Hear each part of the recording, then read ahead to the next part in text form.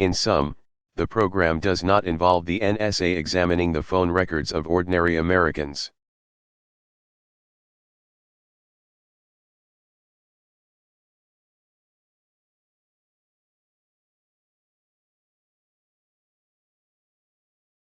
Rather, it consolidates these records into a database that the government can query if it has a specific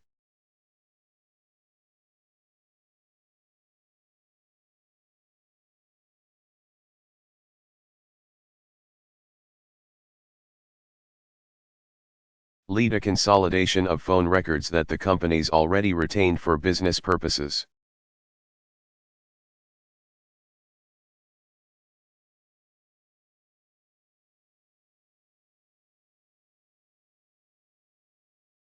The review group turned up no indication that this database has been intentionally abused.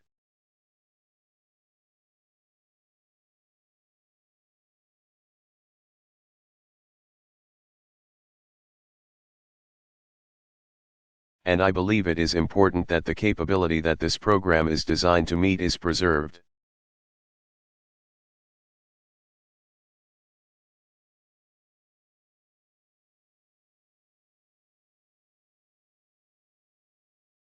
Having said that, I believe critics are right to point out that without proper safeguards,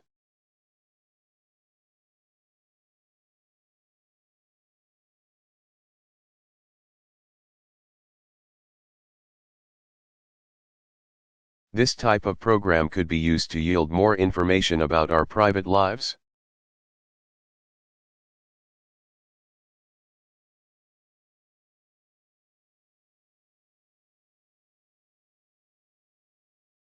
And open the door to more intrusive bulk collection programs in the future.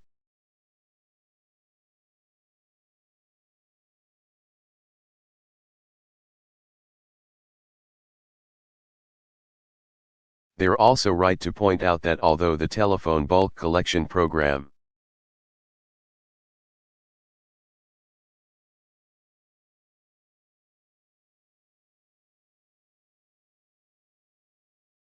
was subject to oversight by the Foreign Intelligence Surveillance Court and has been reauthorized repeatedly by Congress,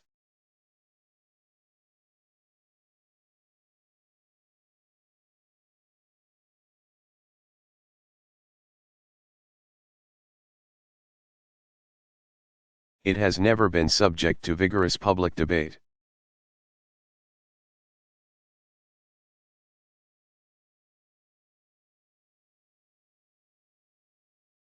For all these reasons, I believe we need a new approach.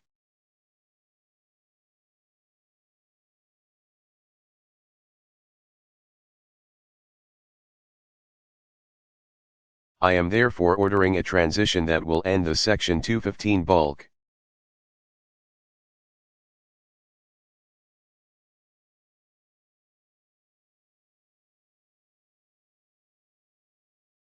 metadata program as it currently exists, and establish a mechanism that preserves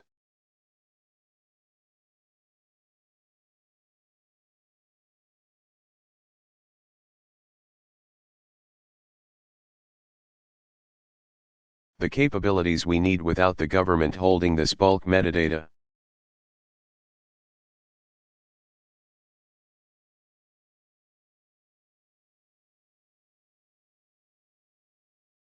This will not be simple.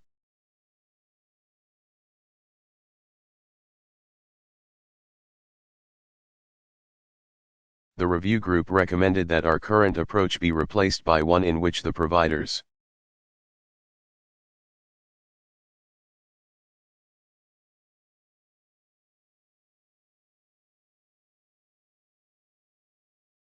or a third party retain the bulk records, with government accessing information as needed.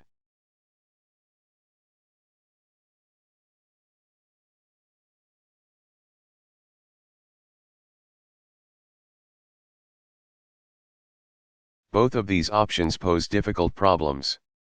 Relying solely on the records of multiple providers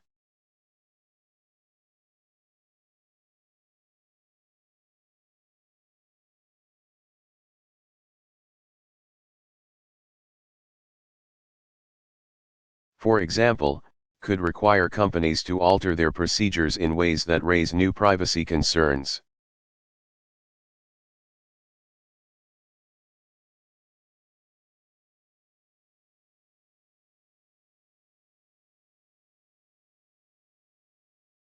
On the other hand, any third party maintaining a single, consolidated database would be carrying out what is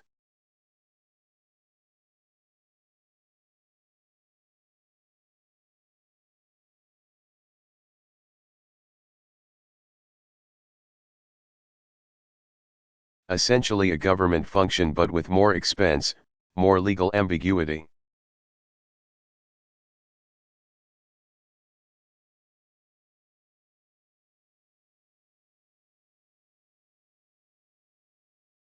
Potentially less accountability, all of which would have a doubtful impact on increasing public confidence that their privacy is being protected.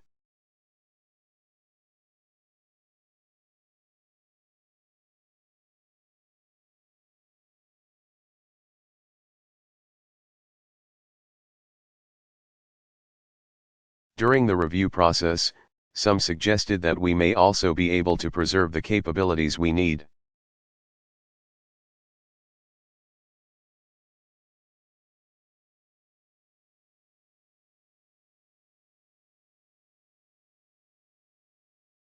Through a combination of existing authorities, better information sharing, and recent technological advances.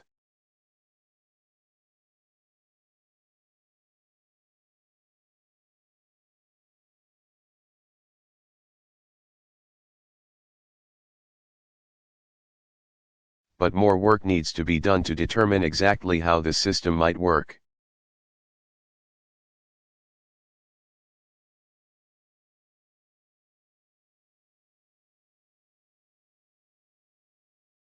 Because of the challenges involved.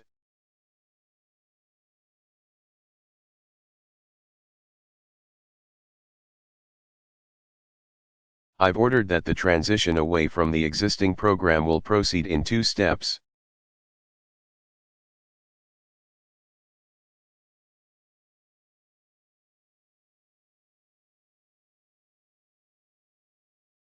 Effective immediately, we will only pursue phone calls that are 2 steps removed.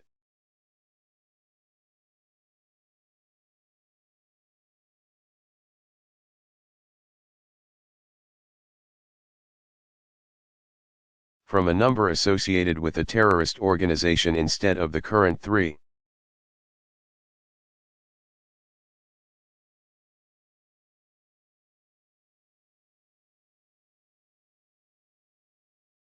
And I have directed the Attorney General to work with the foreign intelligence.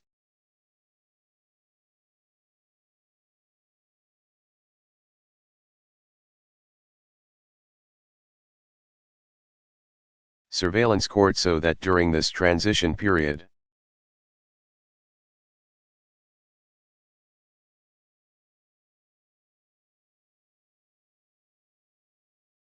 the database can be queried only after a judicial finding or in the case of a true emergency.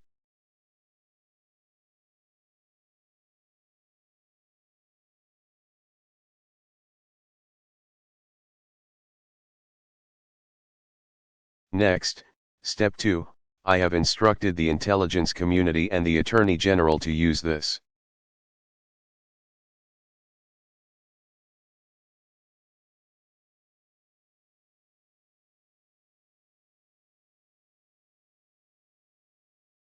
Transition period to develop options for a new approach that can match the capabilities and fill the gaps.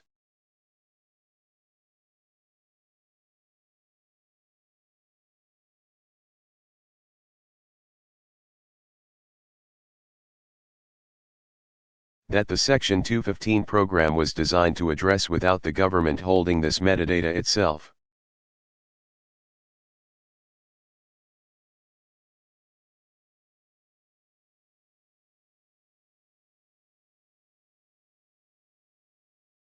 They will report back to me with options for alternative approaches.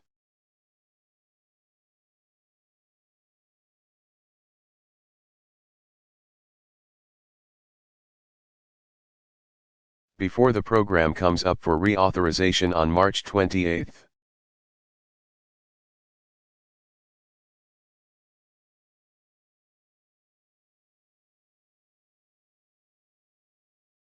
And during this period, I will consult with the relevant committees in Congress to seek their views.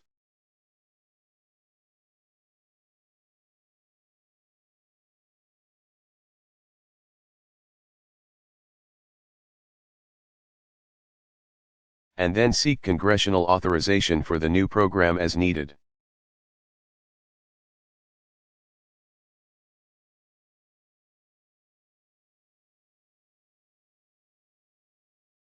Now, the reforms I'm proposing today should give the American people greater confidence that their rights are being protected.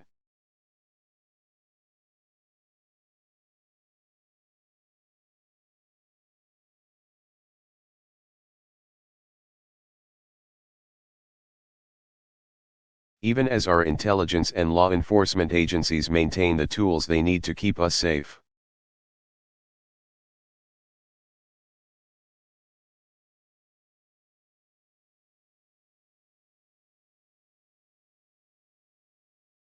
And I recognize that there are additional issues that require further debate.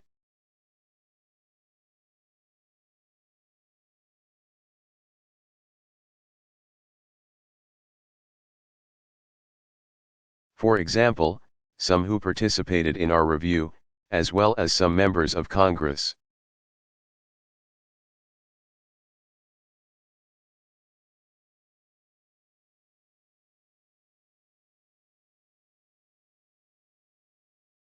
would like to see more sweeping reforms to the use of national security.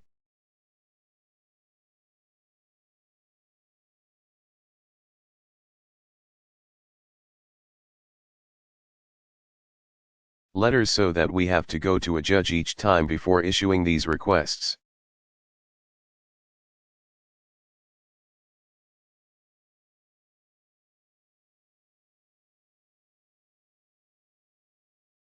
Here, I have concerns that we should not set a standard for terrorism investigations.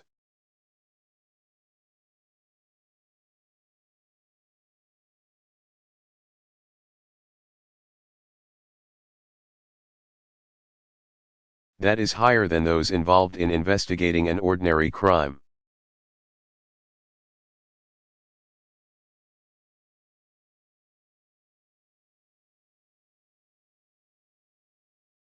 But I agree that greater oversight on the use of these letters may be appropriate.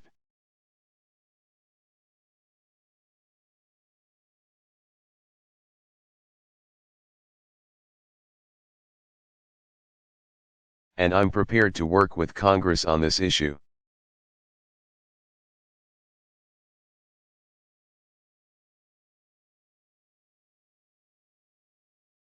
There are also those who would like to see different changes to the FISA court than the ones I proposed.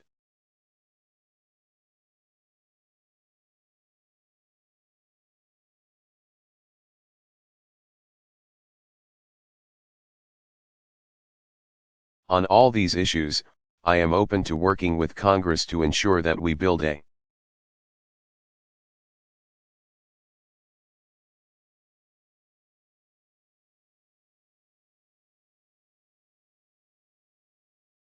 broad consensus for how to move forward, and I'm confident that we can shape an approach.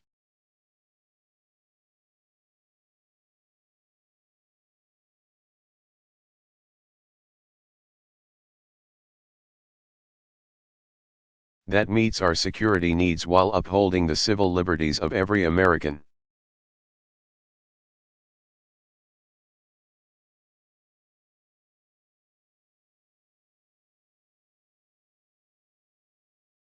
Let me now turn to the separate set of concerns that have been raised overseas.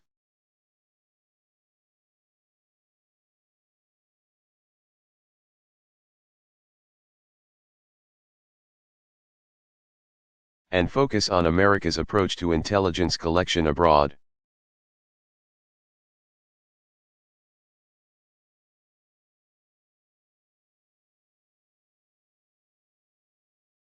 As I've indicated, the United States has unique responsibilities when it comes to intelligence collection.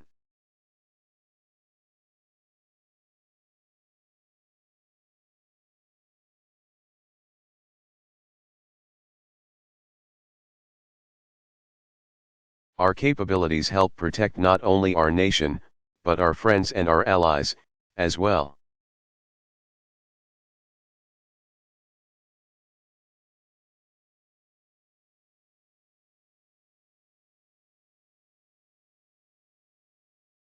But our efforts will only be effective if ordinary citizens in other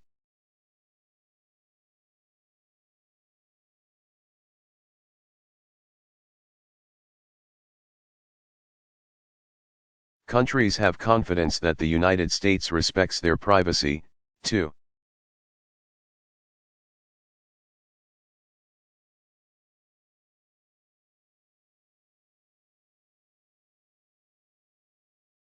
And the leaders of our close friends and allies deserve to know that if I want to know what they think about an issue,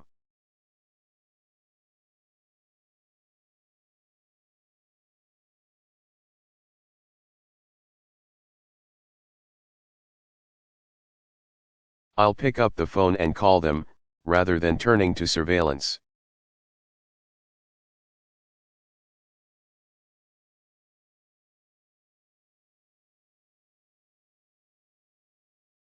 In other words, just as we balance security and privacy at home,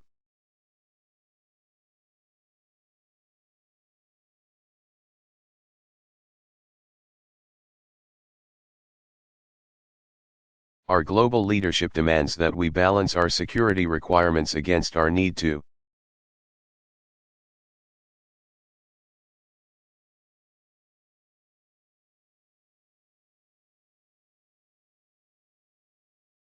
maintain the trust and cooperation among people and leaders around the world.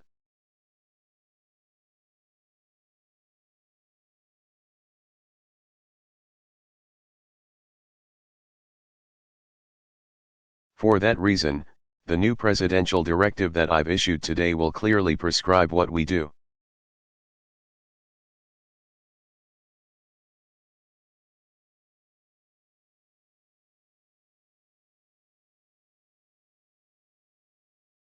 And do not do, when it comes to our overseas surveillance.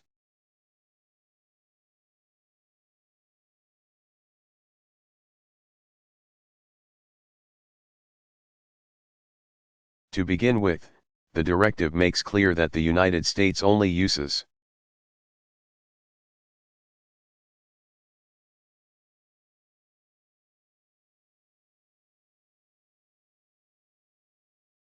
signals intelligence for legitimate national security purposes.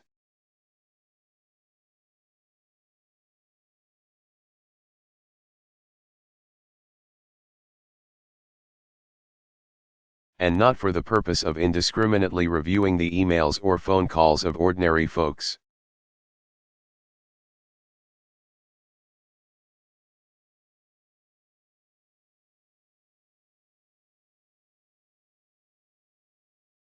I've also made it clear that the United States does not collect intelligence to suppress criticism or dissent.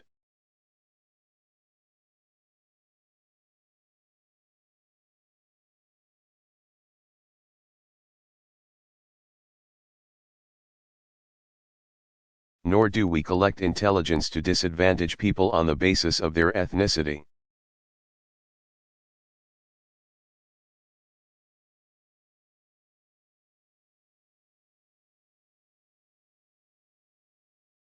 Or race, or gender, or sexual orientation, or religious beliefs.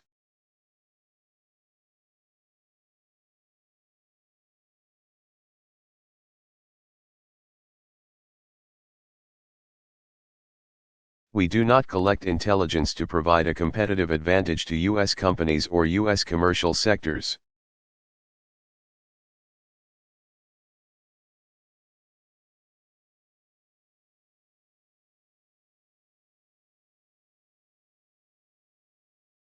And in terms of our bulk collection of signals intelligence, U.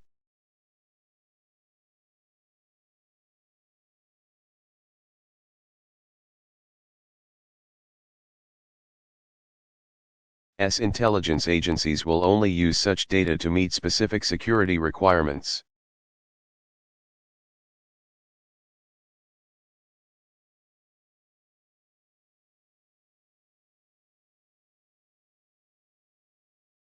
Counterintelligence, counterterrorism, counterproliferation, cybersecurity.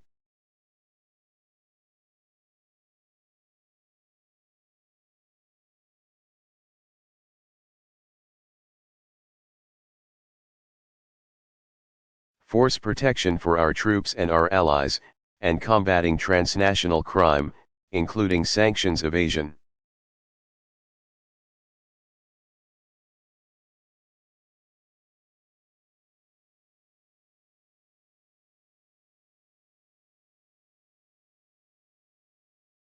In this directive, I have taken the unprecedented step of extending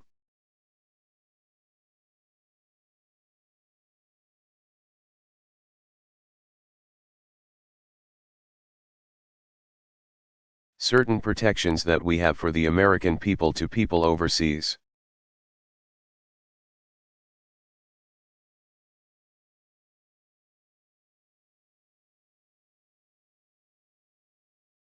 I've directed the DNI, in consultation with the Attorney General, to develop these safeguards.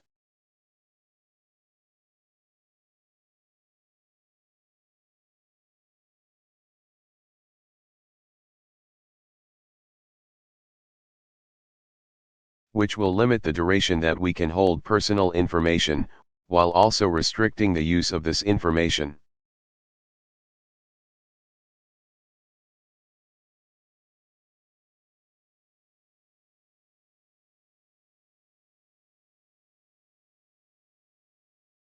The bottom line is that people around the world, regardless of their nationality,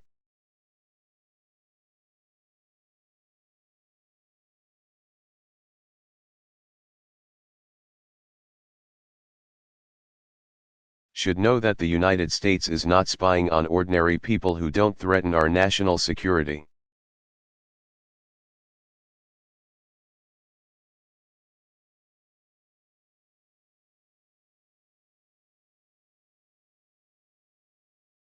And that we take their privacy concerns into account in our policies and procedures.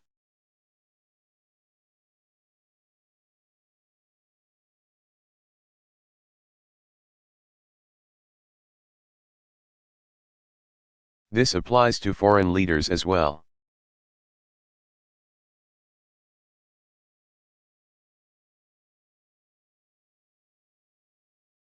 Given the understandable attention that this issue has received,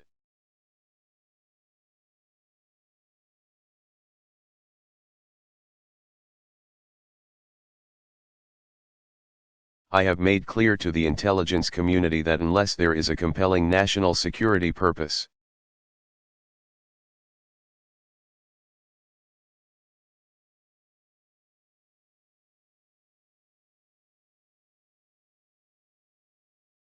we will not monitor the communications of heads of state and government of our close friends and allies.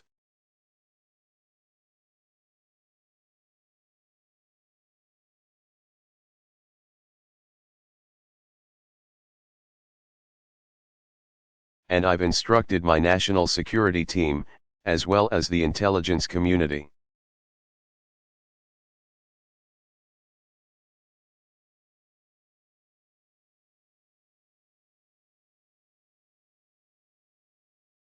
to work with foreign counterparts to deepen our coordination and cooperation in ways that rebuild trust going forward.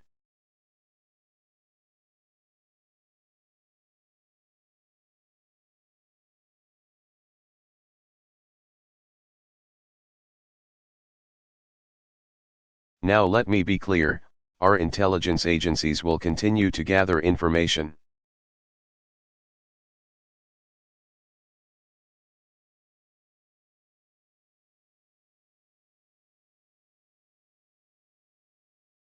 About the intentions of governments as opposed to ordinary citizens around the world.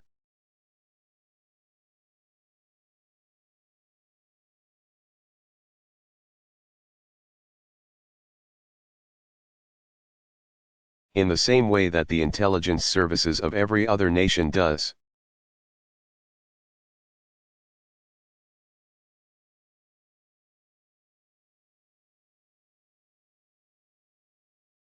We will not apologize simply because our services may be more effective.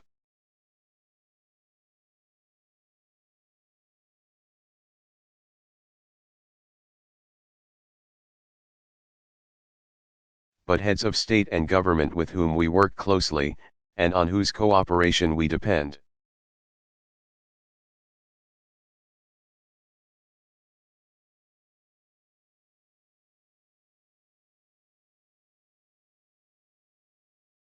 should feel confident that we are treating them as real partners.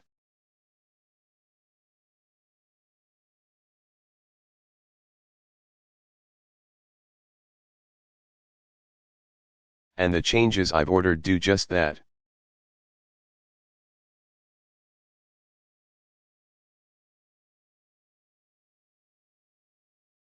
Finally, to make sure that we follow through on all these reforms,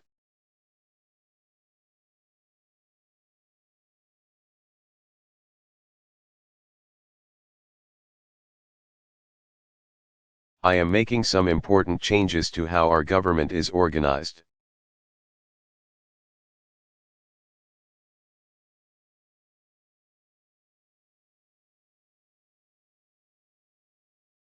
The State Department will designate a senior officer to coordinate.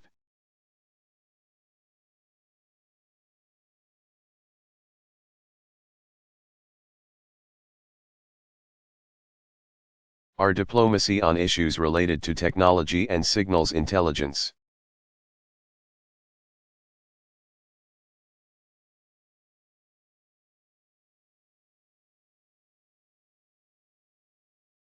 We will appoint a senior official at the White House to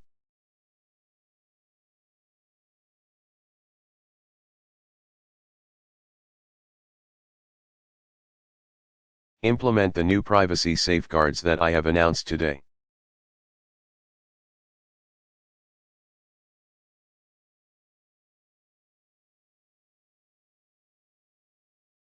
I will devote the resources to centralize and improve the process we use to handle foreign requests for legal assistance.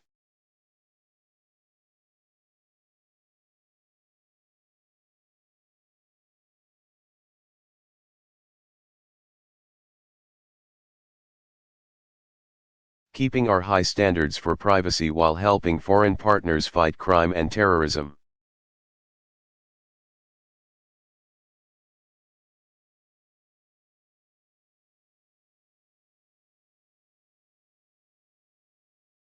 I have also asked my counselor, John Podesta, to lead a comprehensive review of big data and privacy.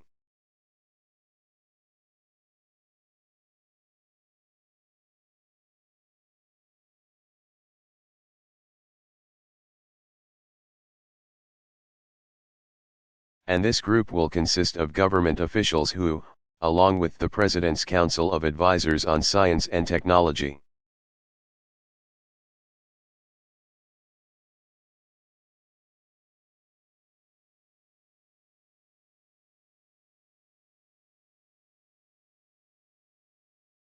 will reach out to privacy experts, technologists, and business leaders.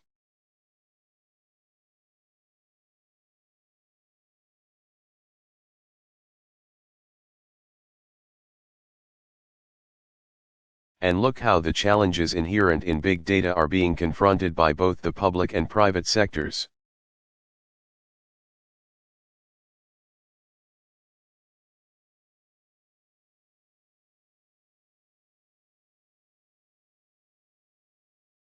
Whether we can forge international norms on how to manage this data,